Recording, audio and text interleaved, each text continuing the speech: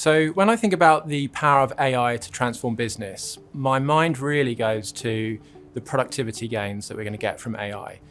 Obviously, it's still early days, but this concept of things like a 10x engineer, so an engineer that's really kind of supercharged with the power of AI, I think is really where the transformational impact is going to come. But equally, I think the jobs of the future, obviously the jobs are going to change, but frankly, I have a 9-year-old, I have an 11-year-old, and actually the job market is going to be incredibly different when they come to working age. My message to AI skeptics, if there are still any remaining out there, is really to embrace this. I think it's easy to think in the short term and just to look at LLMs, but frankly, AI is going to transform business over the next 5 to 10 years. And so I think, really to see it is to believe it. My message to AI skeptics depends on what they're skeptical about. If they have a moral or ethical issue with AI, then I think we need to differentiate what's happening with the public internet and what's happening within enterprise, where there are many protections. Skepticism is driven by people's faith in the ability of AI to do a job.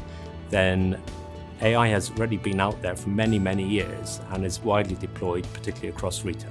My top tips for anyone thinking about its first steps in AI are, first of all, data. If you have bad data, then AI will just expedite bad decisions. So more true than ever before, data is important. Data strategy, master data projects are critical. After that, I would look for transformational opportunities. I wouldn't focus on optimizations. Generative AI particularly gives you the opportunity to completely transform how your business works. So look at the things that you don't do because it would take too many people and too much resource. That is the ideal problem definition for generative AI to solve. I see the role of technology as absolutely huge in retail moving forward. I think one area that specifically excites me is around the connected store. So how retailers can really get to grips with using data and AI to bring to life the customer experience in store, specifically around things like use cases such as shrinkage and stock replenishment. So actually using data to have real-time access to insights around what's selling on what parts of the store so you can replenish things live on the go. When it comes to AI, we typically see 3 types of users of tools. You get the people who come on and try it, and it doesn't really work, and they switch it off. You get the people who use it consistently on a weekly basis, and they get in some value. And then you get the real mature individuals or team leaders who are using AI to change the way they work and to change workflows.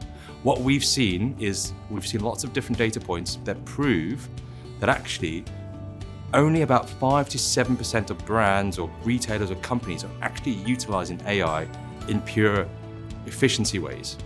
And the brands that do use it in terms of maturity, they are seeing a 3x in productivity. I would say for those skeptics out there, give it a try yourself, test the tool before you make your mind and say it's not going to work, because I cannot sit there and say it's not going to be the future, because we're seeing it across all elements of our business. So there are loads of technological advancements in this sector that excite me. I think specifically around AI, they probably fall into 2 camps. So on the one hand, you have everything that's going to give you a competitive advantage, be that from personalised marketing through to product placement, through to pricing decisions. And then on the other hand, you have everything around margin improvement. So is that your inventory management system, your forecasting demand, looking at your customer service? So I think all of it is really exciting. I think the key for it is to have an AI strategy so that you're confident about how you're going to tackle it. So Vinted really is a technology business. We're always looking for ways to make it as easy as possible to list an item to sell, and then to match the items that we have available in our platform to a buyer's intent. And of course, we also use technology to integrate shipping, make that as smooth and easy as possible. For us in both of our businesses, data fundamentally underpins everything that we do. Data integrity, data quality, and that readiness to unlock the visibility to then drive the accountability and subsequently, of course, the results.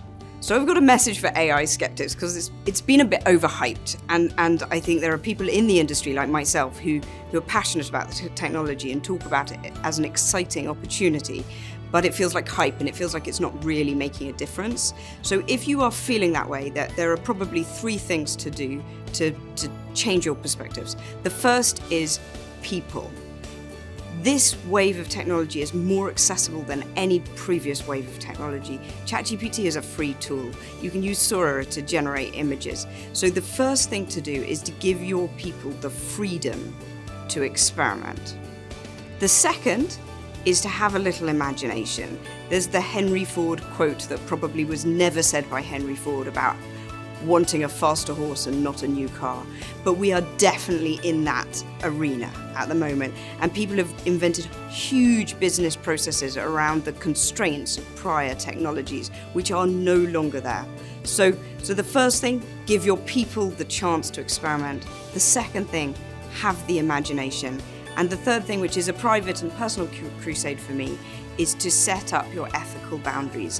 This is something that is going to move faster than regulation, and you need to know how you want your organization and your people to use it.